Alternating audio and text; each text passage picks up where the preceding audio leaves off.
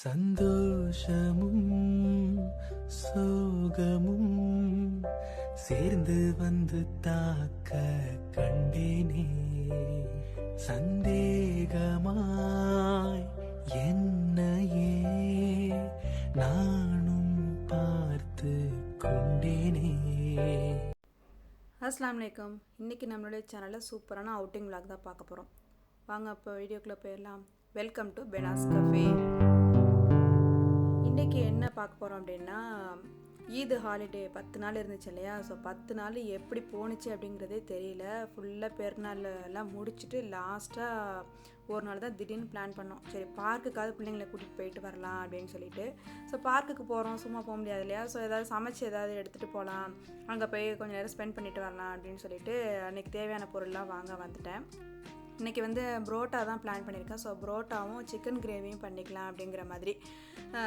அதுக்கு கொஞ்சம் தயிர் அப்புறம் மாவுலாம் இல்லை. ஸோ மாவுலாம் வாங்கிட்டு பால் வந்து ஆஃபர் போட்டிருக்காங்க. ஸோ ஆஃபர் போடுறப்ப இதெல்லாம் வாங்கிக்கிட்டால் தான் உண்டு. வேணா இப்போ கொஞ்ச நாளாகவே இப்போ வாருக்கு அப்புறம் திங்ஸ்லாம் கொஞ்சம் விலை அதிகமாக தான் இருக்குது. ஸோ எப்போயாவது விலை குறையிறப்ப இந்த மாதிரி கொஞ்சம் பல்காக வாங்கிக்கலாம்.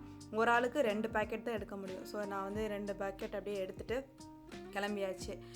நம்ம எவ்வளோ பொருள் வாங்குகிறோம் அப்படின்னாலுமே அந்த ₹1/4 கொடுத்து அந்த கவர் வாங்குறதுக்கு நமக்கு பிடிக்க மாட்டேங்குது. ஸோ வீட்டிலேருந்து கவர் முடிஞ்ச அளவுக்கு எடுத்துகிட்டு வந்துடுறது. இல்லாதப்போ வாங்கும்போது வலிக்குது. என்ன செய்கிறது, சரி பரவாயில்ல அப்படின்னு சொல்லிட்டு வாங்கிட்டு கிளம்பியாச்சு வீட்டுக்கு வந்தோடனே சிக்கன் க்ளீன் பண்ண ஆரம்பிச்சிட்டேன். சிக்கன் வந்து நான் எப்படி க்ளீன் பண்ணுவேங்கிறத இதில் காமிச்சிருக்கேன். சில பேர் வந்து ஒவ்வொருத்தரும் ஒவ்வொரு மாதிரி செய்வாங்க. ஸோ நான் கொஞ்சம் ஃபுல் க்ளீனிங்காக தான் பண்ணுவேன். எனக்கு எங்கள் அம்மா சொல்லி கொடுத்தது இப்படி தான். ஸோ இப்படி க்ளீன் பண்ணால் தான் எனக்கும் கொஞ்சம் கம்ஃபர்டபுளாக இருக்கும். ஃபஸ்ட்டு கொஞ்சம் அந்த பிளட்டெல்லாம் போகிறதுக்காக ஒரு தடவை தண்ணியில் கழுவிட்டு கொஞ்சம் மஞ்சத்தூள் போட்டு நல்லா பெரட்டி வச்சுருவேன். நல்லா பெரட்டி வச்சுட்டோம் அப்படின்னா அதில் மேலே ஒரு தோல் மாதிரி வரும். அது வந்து எடுக்கிறதுக்கு இந்த மஞ்சத்தூள் போடும்போது நல்லாயிருக்கும். அதோடய கொஞ்சம் அந்த சிக்கனோட கவுச்சி ஸ்மெல்லாம் இல்லாமல் இருக்கும். எங்கள் அம்மா எனக்கு இப்படி தான் சொல்லி கொடுத்துருக்காங்க. அதோடைய சிக்கன் கழுவும் போது என்னை பக்கத்துலேயே நிற்க விட மாட்டாங்க. அதுதான் முக்கியம்.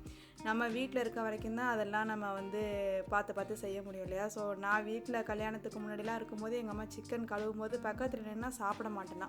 ஸோ அதுக்காக என்னை சிக்கன் மீன்லாம் கழுவும் போது நிற்கவே விட மாட்டாங்க. இப்போ அப்படிலாம் சொல்ல முடியுமா, நம்ம வேலையை நம்ம தான் செஞ்சு ஆகணும். ஸோ அம்மா கற்றுக் கொடுத்த மாதிரியே சிக்கனை கழுவ ஆரம்பித்தாச்சு. அந்த மஞ்சத்தூள் போட்டிருக்கனால கொஞ்சம் நல்லா தெரியுது பாருங்கள், மேலே ஒரு தோல் மாதிரி இருக்கும் இல்லையா. ஸோ அதெல்லாம் நல்லா க்ளீன் பண்ணி எடுக்கணும். அதெல்லாம் எடுத்துட்டோம் அப்படின்னா தான் சிக்கன் நல்லா ஸ்மெல் இல்லாமல் இருக்கும். உங்களுக்கு வந்து க்ளீனாகவும் இருக்கும், ஸ்மெல் இல்லாமல் இருக்கும். ஸோ அதெல்லாம் வந்து எடுத்துக்கிறேன். அதே போல் வந்து கொஞ்சம் தோல்லாம் இருக்குது அப்படின்னா நம்ம தோலோடு செய்கிற ரெசிபீஸ்க்கு பரவாயில்ல. மற்ற ரெசிபீஸ்க்கு சின்ன சின்ன தோல்லாம் இந்த மாதிரி ரெக்கைக்கரையிலலாம் கொஞ்சம் விட்டுருவாங்க. ஸோ அதெல்லாம் வந்து நான் எடுத்துருவேன். அதுக்கப்புறம் வந்து இந்த மாதிரி கொஞ்சம் எலும்புக்கு நடுவுலலாம் சின்னதாக ஒரு மட்டன் மாதிரியே இருக்கும். அது வந்து கறி மாதிரி இருக்கும் பார்க்கும்போது. இந்த ஈரல் அதெல்லாம் தான் அதெல்லாம் வந்து உடம்புக்கு நல்லது கிடையாது. ஸோ அதனால் அதையுமே க்ளீன் பண்ணி எடுத்துருவேன். அப்புறம் இந்த ரத்தக்கட்டெல்லாம் வந்து நம்ம சாப்பிடக்கூடாது. ஸோ அதையுமே எடுத்துடலாம். இந்த குறவலை சைடு அப்புறம் நார்மலாக இந்த நெஞ்சு எலும்பு சைடு இந்த சைடெலாம் வந்து சிக்கன் இந்த மாதிரி கொஞ்சம் கழிவுகள் மாதிரி இருக்கும். இதெல்லாம் நம்ம க்ளீன் பண்ணி எடுத்துட்டோம் அப்படின்னா தான் நமக்கு வயிற்றுக்கெல்லாம் பிரச்சனை இல்லாமல் இருக்கும். ஸோ அதெல்லாமே எடுத்துடணும். அதுக்கப்புறம் வந்து நம்ம குறவலையிலலாம் கட் பண்ணியிருப்பாங்க இல்லையா. ஸோ அந்த சைடு நம்ம கை வச்சு எடுத்தோன்னா இந்த மாதிரி நரம்பு மாதிரிலாம் வரும். இதெல்லாம் நம்ம எடுத்துட்டோம் தான் நமக்கு க்ளீனாக இருக்கும். ஸோ நான் இந்த மாதிரி தான் எப்போவுமே க்ளீன் பண்ணுவேன். சிக்கன் கழுவுறதுக்கே எனக்கு ஒரு 15 நிமிஷமாவது ஆகிடும். மற்றவங்க எப்படி க்ளீன் பண்ணுறாங்கங்கிறது தெரியல. நான் எனக்கு தெரிஞ்சதை நான் சொல்கிறேன். பிகினர்ஸாக இருக்கீங்க, உங்களுக்கு தெரியாது அப்படின்னா இது வந்து உங்களுக்கு கொஞ்சம் ஹெல்ப்ஃபுல்லாக இருக்கும்.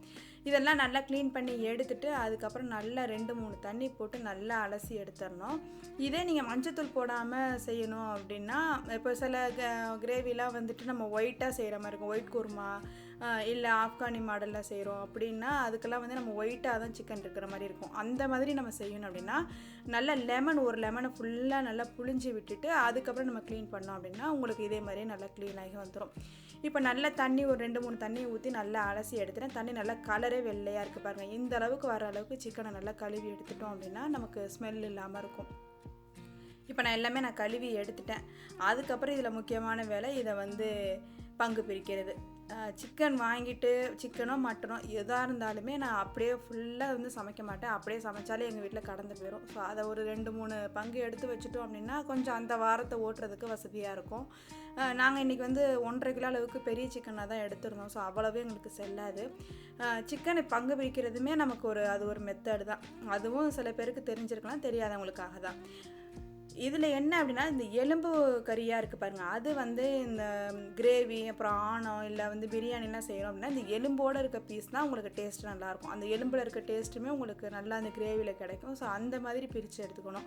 கொஞ்சம் பிரெஸ்ட் பீஸ்லாம் உங்களுக்கு வந்து சதப்பத்தா இருக்கு இல்லையா, ஸோ அதெல்லாம் வந்து நம்ம 65 பொரிக்கிறோம் இல்லை வந்து நமக்கு சிக்கன் சேர்த்து வேறு ஏதாவது டிஷ்ஷஸ்லாம் பண்ணுறோம், இப்போ பாஸ்தா இல்லை சேமியாலாம் பிரியாணி மாதிரி பண்ணுறோம் அப்படின்னா அதுக்கு வந்து அந்த பிரெஸ்ட் பீஸு உங்களுக்கு கரெக்டாக இருக்கும். ஸோ அந்த மாதிரி பிரித்து எடுத்துக்கிட்டோம் அப்படின்னா நமக்கு சாப்பிட்றதுக்கு நல்லாயிருக்கும். இப்போ 65லாம் வந்து நமக்கு பிரெஸ்ட் பீஸ் தான் நல்லாயிருக்கும். நமக்கு பிள்ளைகளுக்கு பொரிச்சு கொடுக்கும்போது வெளியில் நல்லா முருகனாக ஜூஸியாக இருக்கும் இல்லையா, அந்த மாதிரி இருக்கிறதுக்கு பிரெஸ்ட் பீஸ் தான் கரெக்டாக இருக்கும். ஸோ அந்த மாதிரி எல்லாமே நான் ஃபஸ்ட்டு பிரித்து எடுத்துருவேன். எப்போ சிக்கன் வாங்கினாலுமே பிள்ளைங்களுக்கு கொஞ்சம் 65 மாதிரி பொரித்து கொடுத்துட்றது.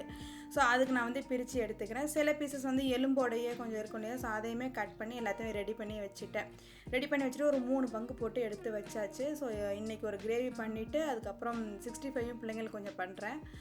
இடையில ஒரு நாள் எதாவது சமைச்சிக்கலாம் அப்படிங்கிற மாதிரி அது ஒரு நாளைக்கு பாக்ஸில் போட்டு ஃப்ரீசரில் போட்டு வச்சுருவேன். வீக் மிடில் ஏதாவது தேவைப்பட்டால் நம்ம செஞ்சு எடுத்துக்கலாம். அதுக்கப்புறம் வந்து லெக் பீஸு வந்து நான் மேக்ஸிமம் கிரேவியில் தான் போடுவேன்.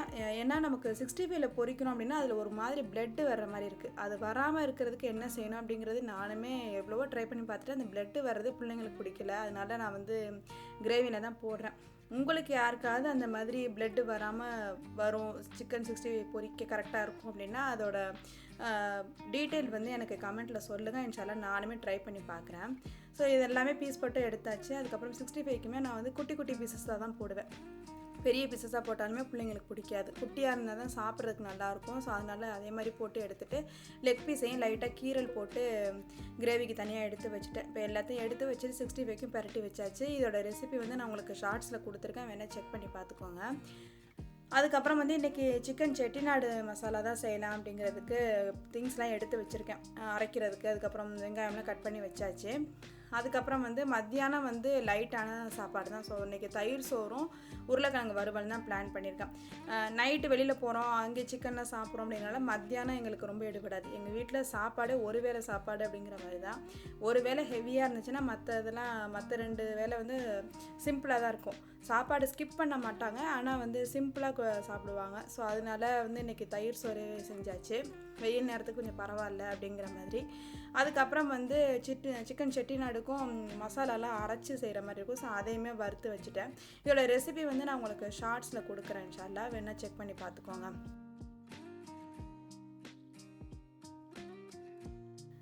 இப்போ கிரேவிக்கு தேவையான வெங்காயம் தக்காளி எல்லாமே நான் வதக்கிக்கிட்டு இருக்கும்போது இந்த பக்கம் ரைஸ் வேக வச்சு வடித்தாச்சு. அது நல்லா வடித்ததுக்கப்புறம் நம்ம தயிர் சோறு வந்து நார்மலாக நம்ம ஃபுல்லாக தயிர் விட்டு செய்கிறத விட இந்த மாதிரி பால் சேர்த்து செய்யும்போது புளிப்பு இல்லாமல் இருக்கும். இப்போ வெயில் நேரம் வேறு ஆரம்பிச்சிருச்சு, பிள்ளைங்களுக்கு வந்து ஸ்கூலுக்கு லஞ்ச் பாக்ஸ்லாம் நீங்கள் கட்டுற மாதிரி இருக்கும். ஊர்லேயுமே இப்போ ஸ்கூல்லாம் ஆரம்பிச்சிருச்சு. ஸோ எனக்கு தெரிஞ்ச டிப்ஸை சொல்கிறேன். நீங்கள் நார்மலாக ஃபுல்லாக தயிர் சேர்த்து செய்கிறத விட நம்ம சோறு வடிச்சிட்டு அதில் வந்து நல்லா காய்ச்சின பாலை சேர்த்து நல்லா ஃபஸ்ட்டு மிக்ஸ் பண்ணிடுங்க. மிக்ஸ் பண்ணிவிட்டு தயிர் கொஞ்சமாக ஒரு டீஸ்பூன் இல்லை 2 டீஸ்பூன் அளவுக்கு நீங்கள் மிக்ஸ் பண்ணி கொஞ்சம் உப்பு சேர்த்து நீங்கள் தாளிக்கிறதுனா தாளிக்கலாம், இல்லைன்னா அப்படியே கூட வச்சிடலாம். நீங்கள் கொஞ்சமாக தயிர் சேர்த்து இது வைக்கும்போது பிள்ளைங்க சாப்பிட்றதுக்கு உங்களுக்கு கரெக்டாக உறைஞ்சி உங்களுக்கு புளிப்பு இல்லாமல் இருக்கும். அதே போல் நீங்கள் வந்து தயிர் சோறு செய்யும்போது கொஞ்சம் தலைன்னு இருக்க மாதிரி செய்யுங்க. ஏன்னா உங்களுக்கு உறைஞ்சி வரும்போது ஒரு சோறு ரொம்ப கெட்டியாக இருக்க மாதிரி இருக்கும். அதுக்கேற்ற மாதிரி பால் கொஞ்சம் தாராளமாகவே சேர்த்துக்கோங்க. நான் வந்து உடனடியாக பிள்ளைங்களுக்கு சாப்பாடு வச்சு கொடுக்க போகிறேன் அப்படிங்கிறதுனால பால் வந்து அதிகமாக சேர்த்துட்டு தயிருமே கொஞ்சம் நிறையா தான் சேர்த்துருக்கேன். ஒரு 2லேருந்து 3 டேபிள் ஸ்பூன் அளவுக்கு சேர்த்துருக்கேன். ஏன்னா நான் இப்போ மத்தியானமே சமைச்சிட்டேன் இல்லையா, ஸோ அதனால் உடனடியாகவே சாப்பிட்றோம் அப்படிங்கிறதுனால தயிர் அதிகமாக சேர்த்துருக்கேன். அந்த மாதிரி நீங்கள் உடனடியாக சாப்பிட்றீங்க அப்படின்னா தயிர் அதிகமாக சேர்த்துக்கலாம். காலையிலே செய்கிறீங்க அப்படின்னா நீங்கள் கொஞ்சமாக தயிர் சேர்த்து செஞ்சு பாருங்கள், புளிப்பு இல்லாமல் இருக்கும், பிள்ளைங்களுக்கு சளி பிடிக்காது, நல்லாயிருக்கும். சுடு சோத்துலேயே செய்கிறோம் இல்லையா, ஸோ சளி பிடிக்கிறதுக்கு வாய்ப்பே கிடையாது. இதுக்கு வந்து நார்மலாக நம்ம கடுகு உளுந்தம் பருப்பு கருவேப்பிலை தாளிக்கிற மாதிரி தாளிச்சிட்டு பெருங்காயத்தூள்லாம் சேர்த்து தாளிச்சிட்டு அதை வந்து அப்படியே பெரட்டி வச்சிடுறேன். இது கூடவே நீங்கள் மாங்காய் கேரட்டு துருவி போடுறது, மாங்காய் நல்லா பொடியாக கட் பண்ணி போடுறது, இந்த மாதிரி கூட நீங்கள் சேர்த்து செய்யலாம். அப்படியே இந்த பக்கம் சிக்கனுமே ரெடி ஆகிடுச்சு, கிரேவி ரெடி ஆகிடுச்சு. ஸோ சிக்கனை போட்டுட்டு அதையுமே நல்லா குக்கரில் வேக வச்சிட்றேன். குக்கரில் தான் நான் இன்றைக்கி செஞ்சுருந்தேன், ஏன்னா டைம் இல்லை அப்படிங்கிறதுனால குக்கர்னால் கொஞ்சம் ஈஸியாக வேலை முடிஞ்சிடும் அப்படின்னு சொல்லிட்டு அதில் தான் செஞ்சுருந்தேன்.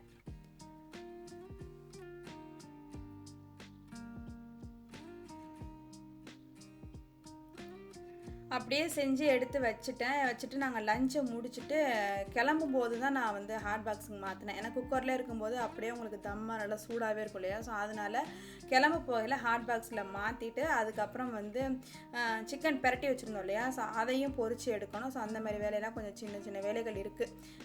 பிள்ளைங்க வந்து கிளம்புறதுக்குள்ள தேவையான ஐட்டம்ஸ் எல்லாமே பிள்ளைங்க எடுத்து வச்சுருவாங்க. ஸோ அதெல்லாமே அவங்க எடுத்து வச்சுக்கிட்டு இருந்தாங்க. 65 நான் வந்து கொஞ்சமாக தான் பொரித்து எடுத்திருக்கேன், ரொம்ப பொரிக்கல. ஏன்னா பிள்ளைங்க தான் சாப்பிடுவாங்க, நாங்கள் ரொம்ப எடுக்க மாட்டோம். அதனால் வந்து பிள்ளைங்களுக்கு மட்டும் தேவையான அளவுக்கு பொரித்து எடுத்துகிட்டு கிளம்பியாச்சு. நல்ல சரியான வெயில் வந்துருச்சு, இங்கே சம்மர் நல்லா ஸ்டார்ட் ஆகிடுச்சு. ஸோ நாங்கள் இப்போ கிளம்பும்போதே இங்கே நாங்கள் பார்க்குக்கு வரும்போதே 5:30 மணி இருக்கும். இப்போவே பாருங்கள் எவ்வளோ வெயில் அடிக்குதுன்னு. ஸோ இதுக்கப்புறம் நம்ம உள்ளே போயிட்டு கொஞ்சம் நேரம் ரெஸ்ட் எடுத்துகிட்டு அதுக்கப்புறம் தான் நம்ம மகரிபுக்கு மேலே தான் சாப்பிட்ற மாதிரி பிளானு. ஸோ இந்த டைமுக்கு வந்தால் உங்களுக்கு ஹீட் இல்லாமல் கொஞ்சம் கரெக்டாக இருக்கும் அப்படின்னு சொல்லிட்டு நாங்கள் 5 மணிக்கு மேலே தான் கிளம்புனோம். வந்துட்டு கொஞ்சம் நேரம் அப்படியே ரெஸ்ட் எடுத்துகிட்டு மகரிப்லாம் முடிச்சுட்டு தான் சாப்பாட்டு வேலையை ஆரம்பித்தோம். அதுக்கடையில் பிள்ளைங்களை கொஞ்சம் நேரம் பார்க்கில் விளையாட விட்டுட்டு நாங்களுமே கொஞ்சம் நேரம் ரெஸ்ட் எடுத்தோம். பார்க்கு ரொம்ப கூட்டமே இல்லை. ஸோ நான் சம்மர் ஸ்டார்ட் ஆகிடுச்சுன்னு சொன்னேன் இல்லையா? ஸோ மக்கள் வந்து எல்லாம் மாலை இந்த மாதிரி போயிட்டாங்கன்னு நினைக்கிறேன். அதோடைய ஈத் ஹாலிடே அப்படிங்கிறதுனால நிறைய வந்து எல்லாருக்குமே லீவு. ஸோ பார்க்கில் ரொம்ப கூட்டமே இல்லை. தம்பி பாருங்கள் சூப்பராக விளையாட போயிட்டான். அவன் வந்து இந்த கிளைம்பிங்லாம் ரொம்ப பண்ணதே இல்லை. இப்போ கொஞ்சம் நல்லா இப்போ வளர்ந்துட்டான் இல்லையா? ஸோ ஓரளவுக்கு கிளைம்பிங்லாம் பண்ணி விளையாட ஆரம்பிச்சிட்டான். இந்த பார்க்கில் நல்லா கிளைம்பிங் பண்ணுறதுக்குமே ரொம்ப சூப்பராக செட்டப்லாம் பண்ணியிருக்காங்க. பிள்ளைங்க விளையாடுறதுக்கு 2-3 இடத்துல பார்க்கில் வந்து இந்த மாதிரி விளையாடுற கேம்ஸ்லாம் இருக்குது. ஸோ சூப்பராக தம்பி விளையாடிட்டு இருந்தான். நாங்கள் அப்படியே அந்த பக்கம் ரெஸ்ட் எடுத்துகிட்டு இருந்தோம். கூட்டம் பார்க்கில் ரொம்ப இல்லை அப்படிங்கிறதுனால பிள்ளைங்க விளையாடுறதுக்குமே நல்லா ஃப்ரீயாக இருந்துச்சு. இல்லைன்னா ரொம்ப கூட்டமாக இருந்தாலுமே இவன் ரொம்ப பயந்துக்குவான், போகவும் மாட்டான். அவங்கள்ட்ட போய் கேட்குறதுக்கு இவருக்கு ரொம்ப கூச்சமாக இருக்கும். இன்றைக்கி யாரும் இல்லை அப்படிங்கிறனால நல்லா என்ஜாய் பண்ணிகிட்டு இருந்தார். நல்லா ஊஞ்சல் எல்லாமே விளையாட ஆரம்பிச்சிட்டான். முன்னாடியெல்லாம் ஊஞ்சல் எல்லாமே கொஞ்சம் பயப்படுவான், தலை சுற்றும், தலை வலிக்குது ஏதாவது சொல்லிகிட்டே இருப்பான். இப்போ கொஞ்சம் ஊஞ்சல் எல்லாமே விளையாட ஆரம்பிச்சிட்டான். ஸோ பிள்ளைங்க விளையாடிட்டு வந்ததுக்கப்புறம் நாங்களுமே மகரிப்லாம் முடிச்சுட்டு நம்ம கடையை போட்டாச்சு வழக்கம் போல். நான் வந்து கிரேவி மட்டும்தான் வீட்டில் செஞ்சு எடுத்துகிட்டு வந்திருந்தேன். புரோட்டா வந்து சூடாக போட்டுக்கலாம் அப்படின்னு சொல்லிட்டு அடுப்பு எல்லாமே எடுத்துகிட்டு வந்தாச்சு. சுட சுட பிள்ளைங்களுக்கும் அப்படியே எல்லாருக்குமே வச்சு கொடுத்துட்டேன். ஏன்னா புரோட்டா வந்து நம்ம வீட்டிலனா கையில் அடித்து விட்டுட்டு அதுக்கப்புறம் வச்சு சாப்பிட்லாம். இங்கே அடிக்கிறதுக்கெலாம் முடியாது இல்லையா? ஸோ அப்படியே சூடாக சாப்பிட்டா தான் நல்லாயிருக்கும். அதனால் அப்படியே எல்லாருக்கும் வச்சு கொடுத்துட்டு வீட்டிலேருந்து வரும்போதே சலாடுக்குமே கட் பண்ணி எடுத்துகிட்டு வந்துட்டேன். காலையில் கொஞ்சம் கேசரி செஞ்சுருந்தேன். ஸோ இந்த காரம் சாப்பிட்றதுக்கு அந்த கேசரி சாப்பிடும்போது கொஞ்சம் நல்லாயிருக்கும் அப்படின்னு சொல்லிட்டு முக்கியமாக இந்த தம்பி பையனுக்காக தான் எடுத்துகிட்டு வந்தேன். அவன் உரைக்குதுமா. ஸோ அதுக்காக அவனுக்கு கொஞ்சம் கரெக்ட் பண்ணுறதுக்காக தான் கேசரி எடுத்துகிட்டு வந்தாச்சு. ஸோ அதையுமே வச்சு பிள்ளைங்க எல்லாருக்கும் கொடுத்துட்டு நான் ஃப்ரெஷ்ஷாக அப்படியே போட்டு கொடுத்துட்டு இருந்தேன். எல்லாருமே சாப்பிட ஆரம்பிச்சிட்டாங்க.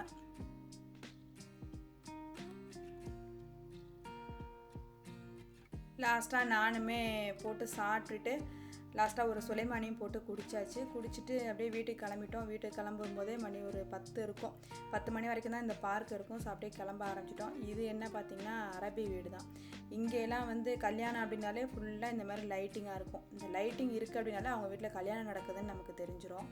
நம்ம ஊர்லலாம் இருக்கிற மாதிரி மஹால்லாம் போய் பண்ண மாட்டாங்க. ஸோ அவங்க முழுக்க அவங்க வீட்டில் தான் நடக்கிற மாதிரி இருக்கும். மேக்ஸிமம் சில பேர் வந்து ஹோட்டல்லாம் கூட வைப்பாங்க. ஸோ அதை உங்களுக்கு காமிக்கலாமே அப்படின்னா வீடியோ எடுத்திருந்தேன். ஸோ அப்படியே எடுத்துகிட்டு அப்படியே வீட்டுக்கு கிளம்பியாச்சு. இதோட இந்த விளாக் முடியுது. இந்த விளாகில் உங்களுக்கு ஏதாவது இன்ஃபர்மேஷன் கிடச்சிருக்கும் அப்படின்னு நான் நினைக்கிறேன். அப்படி இருந்துச்சு அப்படின்னா மறக்காமல் கமெண்ட் பண்ணுங்கள்.